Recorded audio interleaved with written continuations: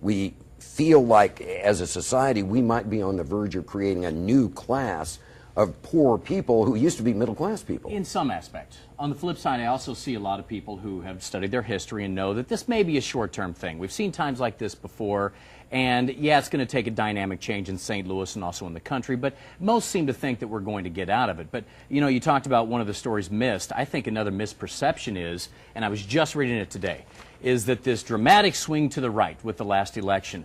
And I just want to scream and say that's not it. It wasn't a swing to the right. It was the people in the middle saying, I'm tired of the way things are going. The right is the only other option.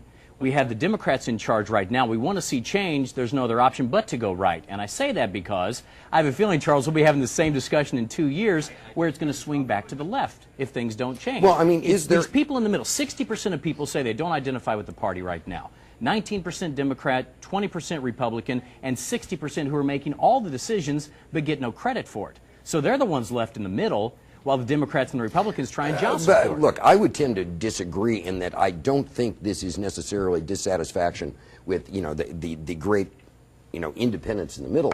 I think people are freaked out because of the economy, and they think literally that the ground is giving way under their feet, and they're grasping for anything they can get their hands on. I disagree just a bit because I think people Well, then get off my show. I think people are tired of being lied to. We just had this whole issue of Republicans saying they're against earmarks. Sorry, Mr. McConnell, you have about a dozen earmarks in the bill yourself.